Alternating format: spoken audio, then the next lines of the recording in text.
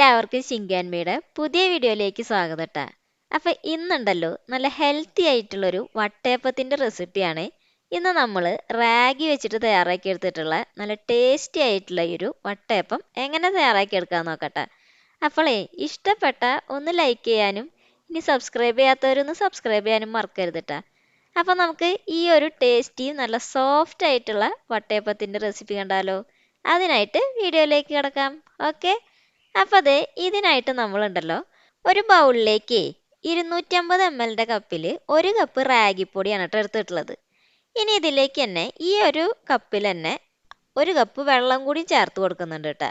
എന്നിട്ട് ഇതിനെ ഒരു സ്പൂണൊക്കെ വെച്ചിട്ട് നന്നായിട്ട് തന്നെ ഒന്ന് മിക്സ് ചെയ്തെടുക്കുക. അപ്പം അതിൻ്റെ ആ കട്ടകളൊക്കെ നന്നായിട്ട് തന്നെ ഒന്ന് ഉടച്ചെടുക്കണം. അങ്ങനെ ഇതിനെ ഈ ഒരു പരുവത്തിൽ ആക്കിയെടുക്കാം. എന്നിട്ട് നമുക്ക് ഇതിനൊന്നൊരു സൈഡിലേക്ക് ഒന്ന് മാറ്റി വയ്ക്കാം കേട്ടോ. അതിന് ശേഷം ഉണ്ടല്ലോ ഒരു മിക്സിയുടെ ജാർ എടുക്കുക. അതിലേക്ക് നമ്മൾ ഈ റാഗി നമ്മൾ കുറുക്കി വെച്ചതുണ്ടല്ലോ അതൊന്ന് ചേർത്ത് കൊടുക്കാം. പിന്നെ ചേർത്ത് കൊടുക്കേണ്ടത് 1/2 കപ്പ് നാളികേരം ചെരുകിയതും 1/2 കപ്പ് ചോറ്. നമുക്ക് വെള്ളച്ചോറാണെങ്കിലും കുത്തരിച്ചോറാണെങ്കിലും ഏത് വേണമെങ്കിലും ചേർക്കാം. പിന്നെ 3 ഏലക്കായ എടുത്തിട്ടുണ്ട്. അതിൻ്റെ തൊലിയൊക്കെ കളഞ്ഞിട്ട് ഇതേപോലെ ഒന്ന് ഇട്ട് കൊടുക്കാം. ഇനി ഇതിലേക്ക് ഞാൻ ഇൻസ്റ്റൻറ്റ് ഈസ്റ്റ് ആട്ടോ ചേർത്തിട്ടുള്ളത്. ഒരു 1/2 ടീസ്പൂൺ ചേർത്തിട്ടുണ്ട്. അതുപോലെ തന്നെ ഉപ്പ് ഒരു 1/4 ടീസ്പൂൺ ചേർത്ത് കൊടുക്കുന്നുണ്ട്. പിന്നെ ചേർത്ത് കൊടുത്തിട്ടുള്ളത് പഞ്ചസാരയാണ്. അതിവിടെ ഒരു 4 ടേബിൾ സ്പൂണോളം ഇതിലേക്ക് ഒന്ന് ഇട്ട് കൊടുക്കാം. എന്നിട്ട് ഇതിനെ നന്നായിട്ട് തന്നെ ഒന്ന് അടിച്ചെടുക്കുന്നുണ്ട് കേട്ടോ. അതിനുശേഷം ഈ അടിച്ചെടുത്തത് നമുക്ക് ഈ ഒരു ബൗളിലേക്ക് ഒന്ന് ഒഴിച്ചു കൊടുക്കാം.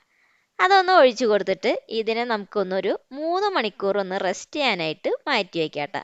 അപ്പോൾ അത് അവിടെ ഇരുന്ന് റെസ്റ്റ് ചെയ്യട്ടെ. അങ്ങനെ നമ്മുടെ മാവ് കൂടെ നന്നായിട്ട് തന്നെ പൊന്തി റെഡിയായി വന്നിട്ടുണ്ട് കേട്ടോ. ഇനി ഒരു കയ്യിൽ വെച്ചിട്ട് ഇതിനെ ജസ്റ്റ് ഒന്ന് അതിൻ്റെ മുകൾ ഭാഗം മാത്രം ഇതേപോലെ ഒന്ന് പ്രസ് ചെയ്ത് കൊടുത്താൽ മാത്രം മതി കേട്ടോ. ഒരിക്കലും കയ്യിലിട്ടിട്ട് ഫുള്ളായിട്ട് ഇളക്കി കൊടുക്കരുത് കേട്ടോ. അപ്പോൾ നമ്മുടെ അപ്പം കറക്റ്റായിട്ട് വരില്ല. ഇനി ചെയ്യാൻ പോകണമെന്ന് വെച്ചിട്ടുണ്ടെങ്കിൽ ഇതേപോലെ ഒരു പാത്രത്തിലേക്ക് കുറച്ച് നെയ്യ് ഒന്ന് ഒഴിച്ചു കൊടുക്കാം കേട്ടോ. അതിന് ശേഷം ഉണ്ടല്ലോ നമുക്ക് കുറച്ച് അണ്ടിപ്പരിപ്പ് ഇതിലേക്ക് ഒന്ന് ഇട്ട് കൊടുക്കുന്നുണ്ട്. അതിനെ ഒന്ന് നന്നായിട്ട് തന്നെ ഒന്ന് ഫ്രൈ ചെയ്തെടുക്കാം. അപ്പോൾ അതിൻ്റെ ഒരു കളറൊക്കെ ജസ്റ്റ് ഒന്ന് മാറി വരുമ്പോൾ അതിനായി നിന്ന് മാറ്റി വയ്ക്കാം.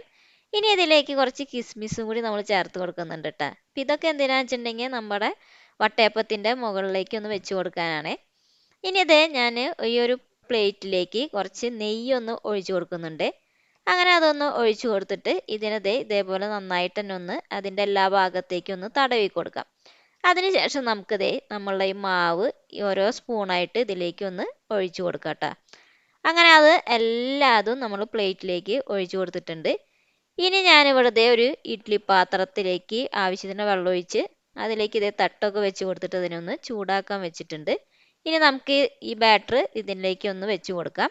അതിനുശേഷം ഇതിനൊന്ന് അടച്ചു വെച്ചിട്ട് ഒരു 2 മിനിറ്റ് ഒന്ന് ആദ്യം ഒന്ന് വേവിച്ചെടുക്കാം കേട്ടോ. അപ്പോൾ അതൊരു 2 മിനിറ്റൊക്കെ ആയിട്ടുണ്ട്. ഇനിയാണ് നമ്മൾ ഇതിൻ്റെ മുകളിലേക്ക് ഫ്രൈ ചെയ്ത് വെച്ചിട്ടുള്ള അണ്ടിപ്പരിപ്പും അതുപോലെ തന്നെ ആ കിസ്മിസൊക്കെ ഒന്ന് ഇട്ട് കൊടുക്കാം. അപ്പോൾ ഈ സമയത്ത് വെച്ച് കൊടുക്കുമ്പോൾ അത് കറക്റ്റായിട്ട് അതിൻ്റെ മുകളിൽ തന്നെ അങ്ങനെ പറ്റി പിടിച്ചിരുന്നോളേ. അതിന് ശേഷം നമുക്ക് ഇതിനെ വീണ്ടും ഒന്ന് അടച്ചു വെച്ചിട്ട് ഒരു 15 തൊട്ടിട്ട് 20 മിനിറ്റ് വരെ നന്നായിട്ട് തന്നെ ഒന്ന് കുക്ക് ചെയ്തെടുത്ത് കഴിഞ്ഞാൽ നമ്മുടെ നല്ല അടിപൊളിയായിട്ടുള്ള വട്ടയപ്പം ഇവിടെ റെഡി ആയിട്ടുണ്ട് കേട്ടോ. അപ്പോൾ നോക്കിയേ അടിപൊളിയായിട്ട് തന്നെ വന്നിട്ടുണ്ട്. ഈ നല്ല സോഫ്റ്റ് ആണ് കേട്ടോ. അത് തൊട്ട് നോക്കുമ്പോൾ തന്നെ നമുക്കറിയാം നല്ല സോഫ്റ്റ് ആയിട്ട് തന്നെ അത് വന്നിട്ടുണ്ട്. ഇനി ഇതിനൊന്ന് ചൂടാറാനായിട്ട് മാറ്റി വയ്ക്കാം. ഇനി തണുത്ത് കഴിഞ്ഞിട്ടാണ് നമ്മൾ ഇതിൽ നിന്നത് എടുത്തു മാറ്റേണ്ടത് കേട്ടോ. അങ്ങനെ നമ്മുടെ വട്ടയപ്പമൊക്കെ നന്നായിട്ട് തന്നെ ചൂടാറിയിട്ടുണ്ട്. ഇനി ഇതിൻ്റെ സൈഡൊക്കെ നമുക്കൊരു ഇതേപോലെ കത്തി വെച്ചിട്ട് ഇതേപോലെ ഒന്ന് ഇങ്ങനെ തിക്കി കൊടുക്കാം. അപ്പോൾ അത് നന്നായിട്ട് തന്നെ നമുക്ക് കിട്ടും കേട്ടോ. അങ്ങനെ സൈഡൊക്കെ നന്നായിട്ട് തന്നെ തിക്കി കൊടുത്തിട്ടുണ്ട്. ഇനി നമുക്ക് ഇതിനെ കൈ വെച്ചിട്ട് സാവധാനം ചെയ്യണം കേട്ടോ.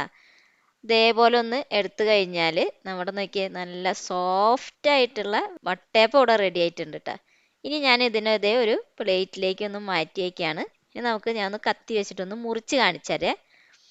അപ്പോൾ നോക്കിയാൽ നന്നായിട്ട് തന്നെ നല്ല അടിപൊളിയായിട്ടുള്ള വട്ടയപ്പം ഇവിടെ റെഡി ആയിട്ടുണ്ട് കേട്ടോ.